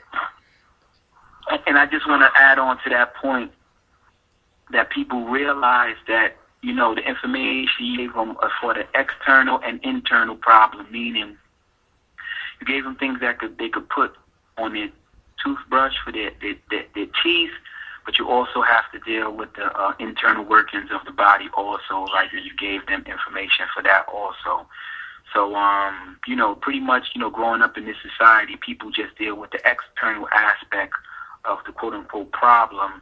You know, let's, you know, just put something on it, but don't deal with the internal aspect on why this is happening, occurring in the first place. So I just wanted to mention that. Oh, that's definitely true. Definitely true. Got to get with the root of the problem. We can try to help disguise it for the time being, but you definitely got to get to the root, or the same problem will exist. Let me see. Is this one of my most favorite callers in the world? You are live on War on the Horizon. Let me see. Is this one of my most favorite callers in the world? You are live on War on the Horizon. Brother, you there? Oh, peace. A BB for Hodier. BB for Hodier. A BB for Hodier. I'm hearing the radio, I think, in the background a little bit. Yeah. You know what? I got some company, so I got it on the laptop as well. Yo, Shombay, you doing a great job, brother.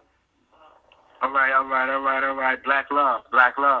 Yeah, just showing my support. I think that health, nutrition, and training is a very, very, very vital. It's just as important as you know, to me, breathing, you know, reading books and all that. And I just want to say, man, I know the brother touched on this, man, but all that, you know, I hear a lot of jokes, people talking about, yeah, you gonna throw tofu at the enemy and all this and that. Listen, man, I'm not trying to be confrontational, but I'm gonna be confrontational right now. I rep this health and fitness stuff for real.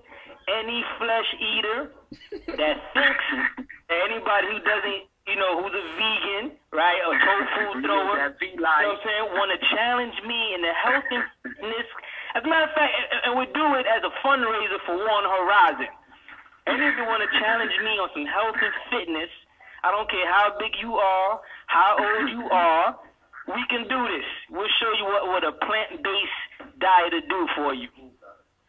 Ooh, that sounds like a deal. Speaking. Anybody want to take me on that? It's called mean green. All those, you could throw tofu and all that. Man, I'm going to show you what a plant-based diet does and what it can do. It's called a mean green fighting machine, ladies. That's right. I ran a half marathon 2 years ago. I trained in Muay Thai, Jiu-Jitsu, you know what I mean? But, you know, but on a serious note, a lot of people have a misconception. And I will say that there are people who don't eat properly, calling themselves vegetarian or vegans, or, you know, people who are on a plant-based diet because they don't work out, or they're starchitarians. There's a lot of vegetarians that are not really healthy because all they eat is potatoes and rice and pasta, so they're not really doing it proper. They're very frail, can't do a push-up, chest all caved in.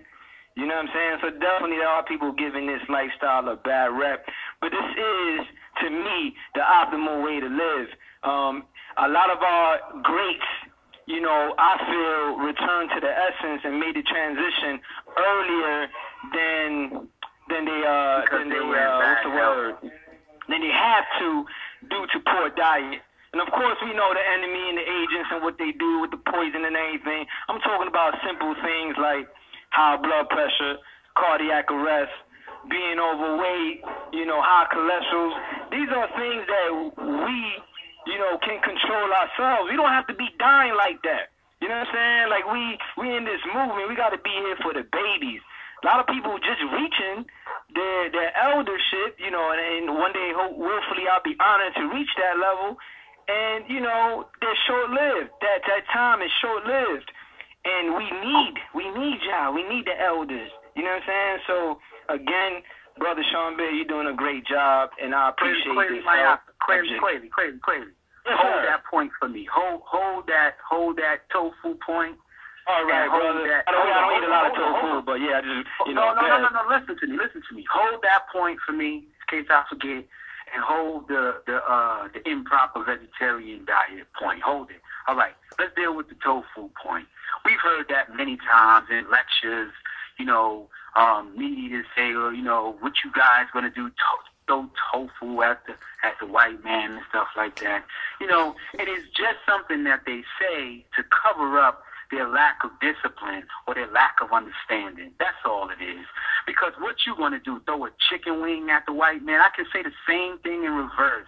Or you going to throw some Bobby Seals barbecue sauce at the white man? I can say the same thing in reverse, but we won't say it because we're intelligent men, African men. So when brothers say that, if you've heard that, they just say that, to cover up their lack of discipline.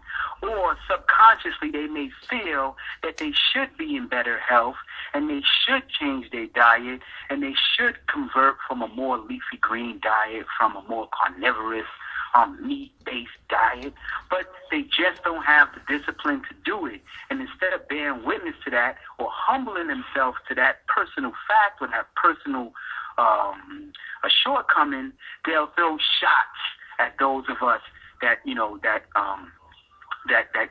live by this diet. But it's been thoroughly proven by us and the white man. But we don't even have to talk about him.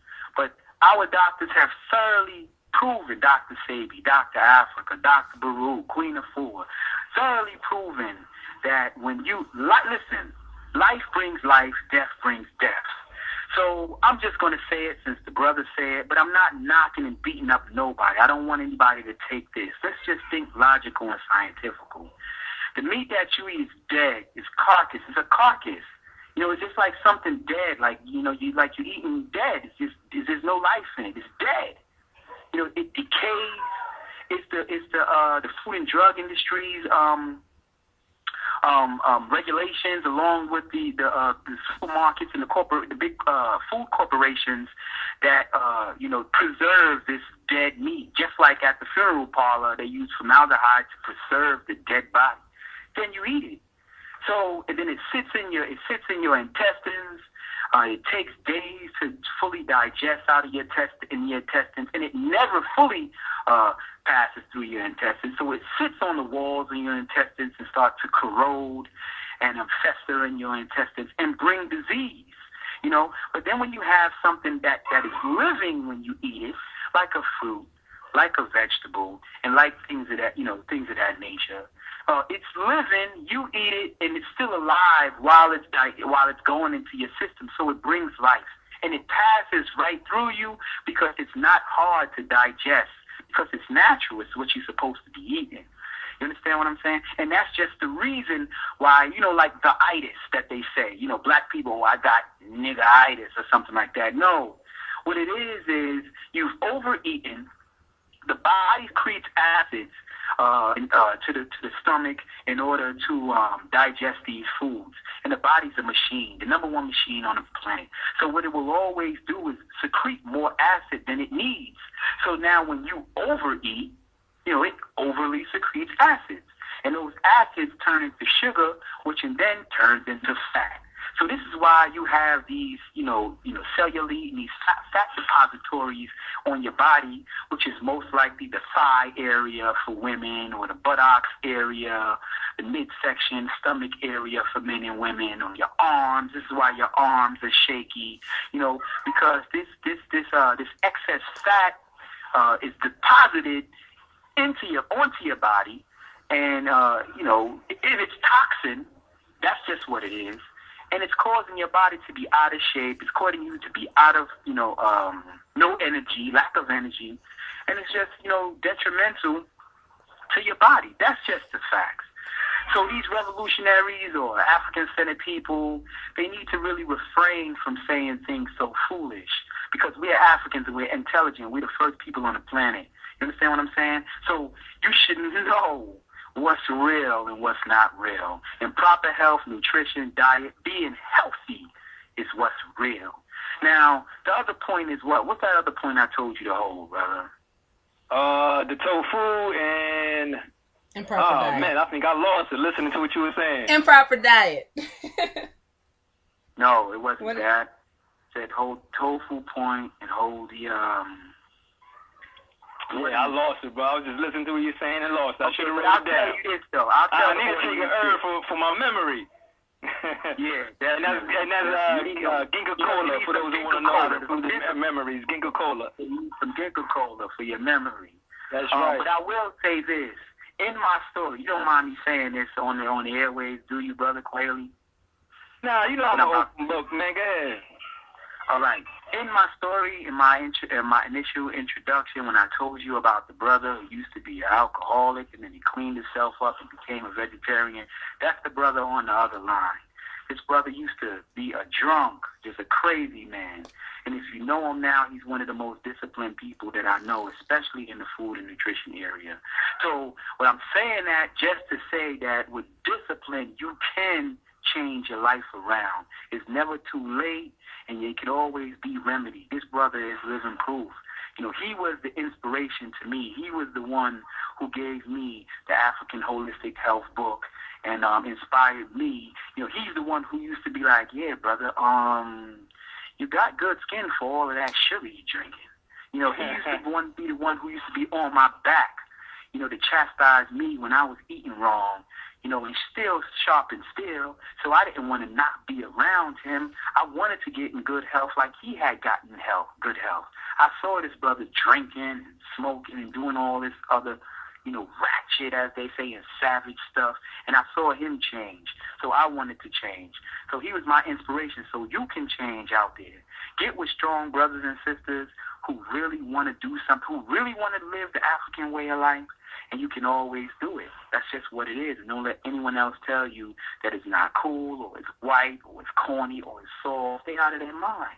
It's nothing about being soft, and you can't even, it's nothing soft.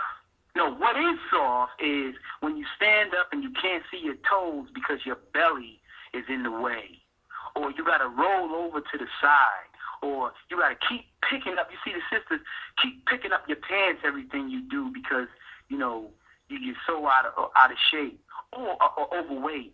Or you see brothers when they sit and talk to you and they constantly pulling down their shirt because they feel that draft underneath the shirt because their belly is so far over, you know, over their waist area that is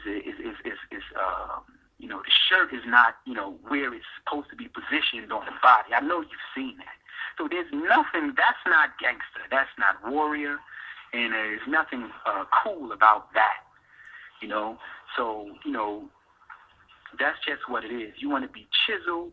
You want to have as least body fat on your body as possible.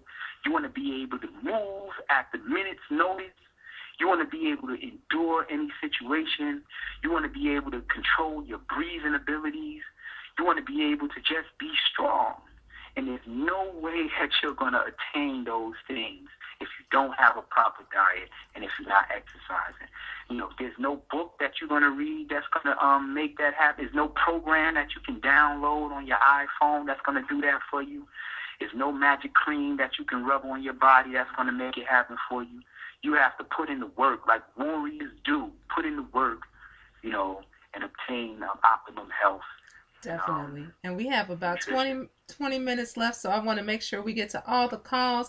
But I do want to thank Brother True for calling in and let you know I knew that that's who you was talking about, but I joke with Brother True all the time and say, I just can't picture that. That's not the brother I know. I'm sure he there, but I just don't see that. That's not the. I can't even imagine. I'm trying to make my mind even imagine that, and I can't because he is so disciplined now and so different from the stories that I've heard. So, thank you. Yeah, that brother used to have red eyes. He used to be out of his mind, you know. But once again, you know, my father, you know, Homer Wiley, you know, the great Malcolm said, to once be a criminal, there's no shame in that. But to continue to be a criminal, that's where there's shame. So you can say that for anything. For people who want to get their health in order, to once be fat, not in shape, and, you know, pretty much, you know, not happy with your appearance, there's no shame in that.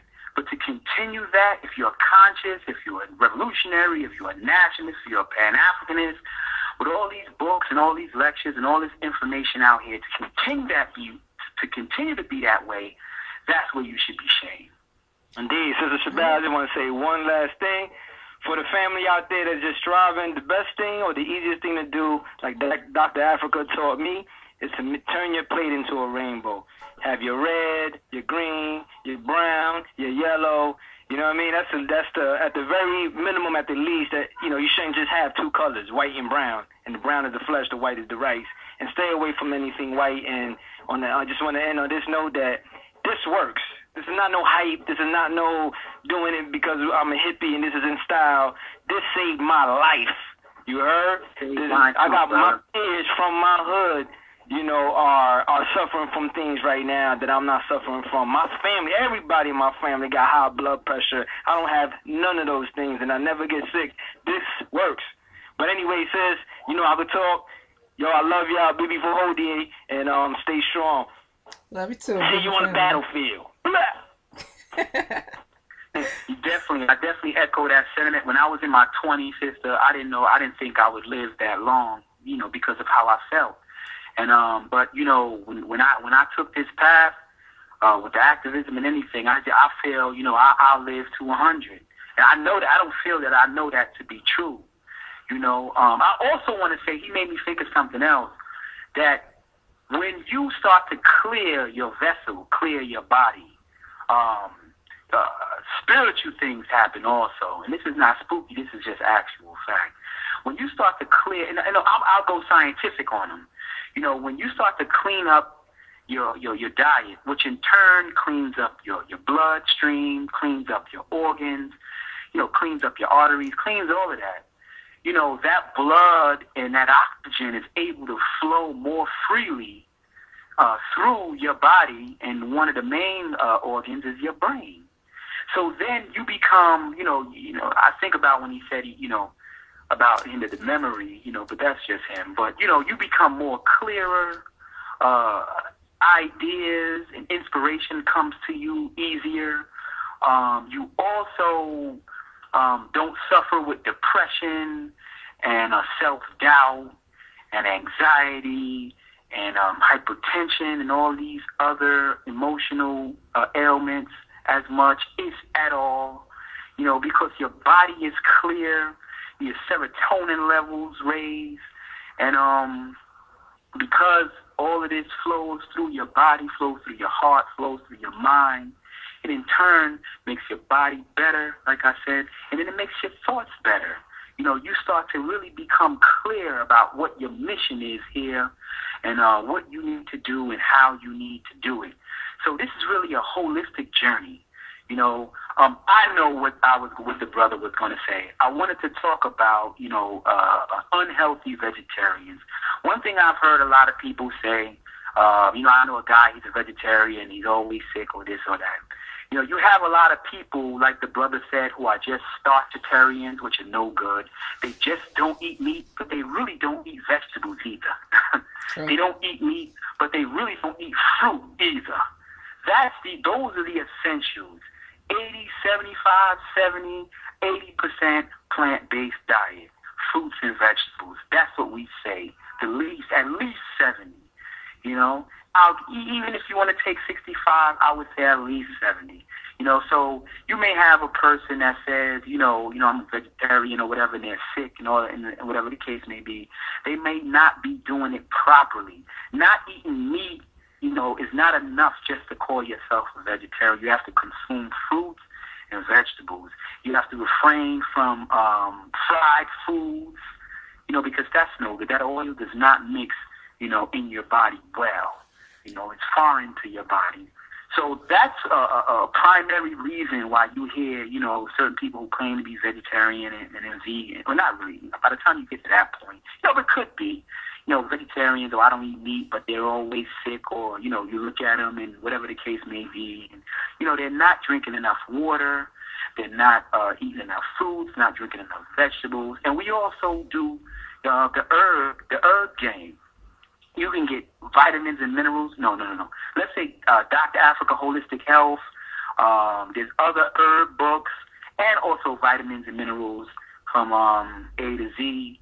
You can buy herbs, meaning the dried plants, certain dried plants that help put certain minerals and vitamins into your body. You can go online or get one of the books that I mentioned, and they'll tell you what each herb helps your body for. You put this, you boil some water, put the herb in a kettle, steep it, heat it up, and drink it. And these herbs help to replenish your body with all different types of minerals, whether it's magnesium or iron or different minerals and different vitamins.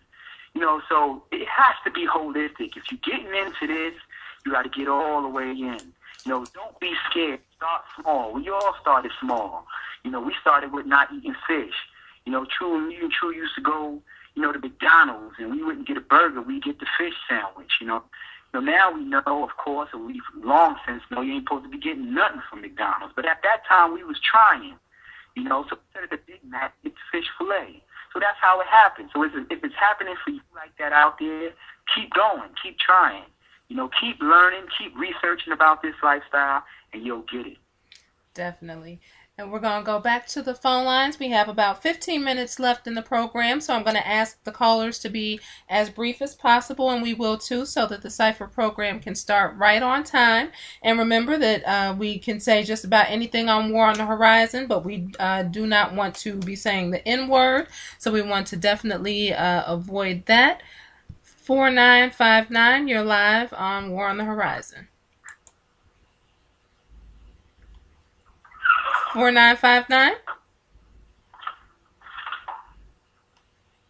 All right, I'm going to assume that they are just listening in. King David, you're live. How you doing? Peace, Queen, and peace, God. Peace. Peace. Yes, sir. I had a lot to say, but I'll cut it down.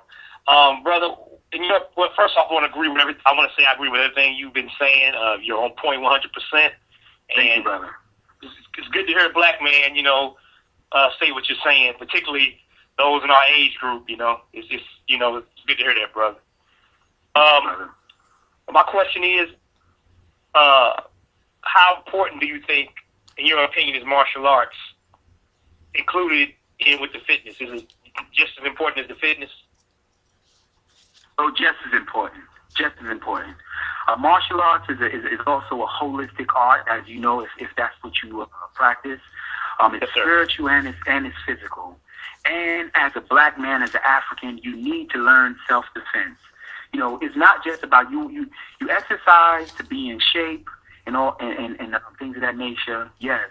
But you also, it's not just about going to the beach and looking good. You want to be able to defend yourself, defend your children, and defend your nation, defend your lady. So defend your village. So I think it's very important with Muay Thai, African martial arts, Jiu-Jitsu, whatever the case may be, capoeira, they're very important. Yes, sir, brother. Yes, sir. Well, you answered my question, brother. Thank you, and thank you, Queen Lady Shabazz. Yes, sir. I will see you soon. Yes, ma'am. Peace. All right. 0843, you are live on War on the Horizon. 0843. All right. I'm going to assume that they are just listening in. All right. Well, and I really like the last thing that you were talking about doing vegetarianism incorrectly, because I can attest to that. We all start out and you don't necessarily know what you're doing. And I actually, when I became vegetarian, like, I guess 6 years ago, maybe 7 years ago, I gained weight. I went from being like 140 pounds. I went all the way up to like 180. It was crazy. And of course, I've come down since then. But, you really have to be careful when you're eating a lot of the bread, a lot of the pasta, a lot of the fake meat. And that's why, there are a lot of junk food vegans. They live off potato chips and those Morningstar riblets and all this kind of crazy stuff. And that's not healthy. And that's where a lot of us get that bad reputation from. Good point, sister. Good point. Also, the starchitarians, the soyitarians. Mr. White folks have come up with a great scheme. Okay, I'm going to be a vegetarian, be a vegan. Okay, the primary base of that is a plant-based diet. But what they have done is they have implemented all of these mock meats. Mock this. Soy chicken this and soy turkey that and all of this stuff. Dr. Africa said that that's like plastic in your body, right? So what happens is, what people do is they still never fully transition emotionally over, because this is an emotional thing. Many people have emotional connections to food, whether it's Big Mama or Grandmama used to cook, Sunday dinner, or the turkey she used to cook, and now she's dead, or she's in transition to the egg room, to the realm of the ancestors, and you associate that chicken or them pork chops or whatever the case may be with that emotional connection that you have with her, and it's hard for them to break those connections and disconnect themselves from those connections. So what they have done now is, they've given you like an emotional replacement with these mock this and mock that, and people soy themselves to death, which is not good. Still ultimately hallucinogenic, and you're just fooling yourself. And they'll fool you. Okay, you want to be healthy? All right, well, take this. I'm going to give you this in the name of health. Now, many of us do that once in a while or whatever, as a treat or whatever the case may be. That's fine. But I can never stress more that a vegetable and fruit plant-based diet is the essentials of, we believe, to optimum health. Now, as a trainer, because I have transitioned through every eating habit, besides raw food, this is the only one that I haven't gone through yet.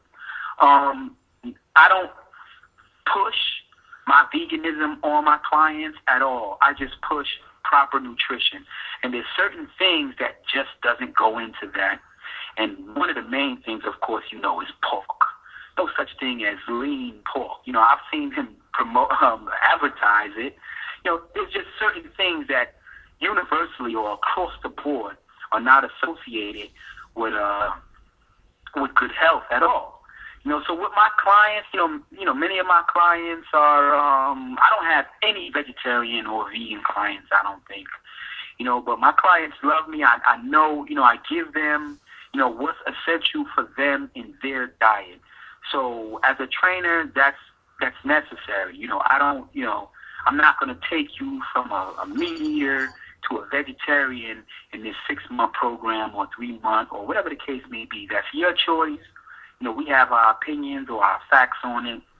But what I will say is I'll definitely give you a nutritional plan that fits your eating habit.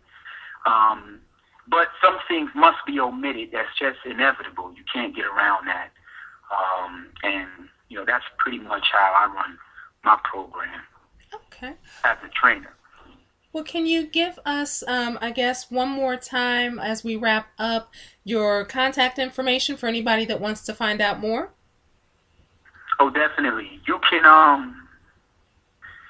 email me at rbgtrainer@gmail.com. You can go on my that first brother who asked me about my Facebook information. He actually friended me, I guess, while we spoke because I saw a friend request from him. Black love to you, brother, and we move forward. So you can go to my personal Facebook page, Shombay Burton. You can also follow me on Instagram at Shombay1. You can go to you can like my page, my fitness. It's called The Fitness Den. My business is the fitness den, and you can go in like that.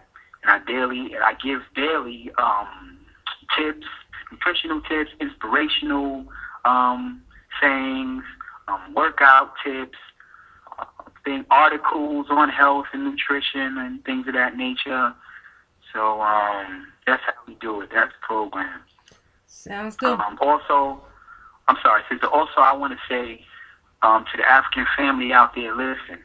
The reason why when the Brother Quayle gave me, I had read, books on health and nutrition before, and it really didn't move me. They really didn't move me.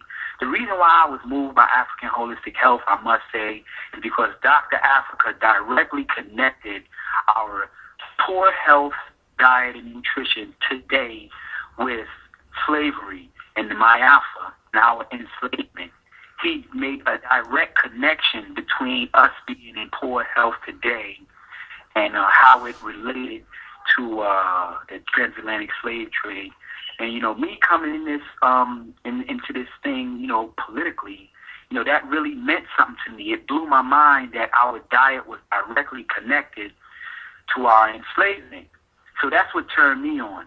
So what I want to say to you, what I want to say to the brothers, who feel that, this thing is soft or whatever the case may be, you really need to do some research and rethink that and realize that the way that you even think that thought is because of our enslavement, much less the poor health that you may be in, or your grandmama may be in, or your auntie, or your uncle, or your father, or your children, So, our health condition is directly connected to our enslavement and our oppression here in the West, on the planet. All right. Well, thank you so much for joining us as a guest today. It was a wonderful show, and I know we all enjoyed having you here. You can feel free to come back anytime. All right, sister. All right. Well, you take care, and we'll be talking to you soon. All right. Black love. Black love.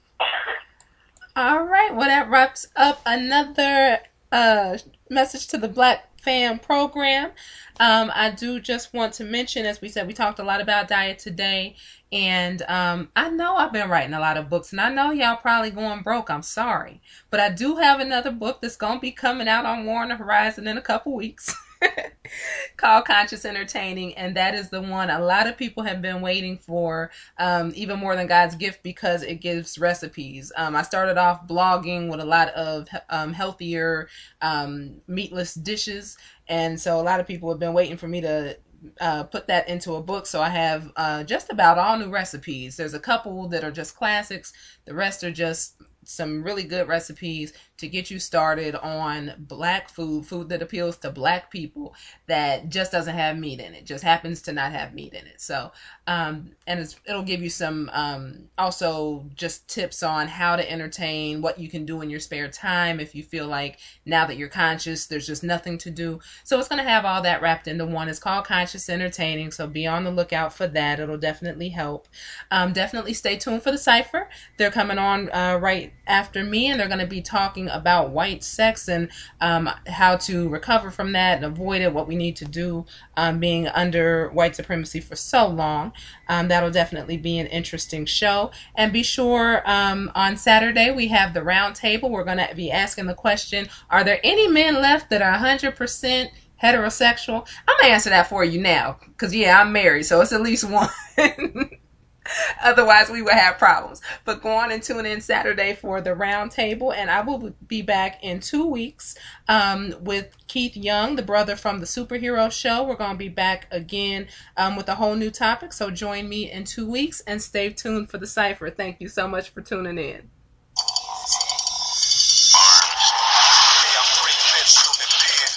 God, I just don't see it. Plus a subhuman is the one teaching. Plus a subhuman is the one leeching. Let's start with rat, cat, dog. That was hybridized to give you the heart. Trichinosis, and that's the arteries clogged. You scream for more Lord and the Lord.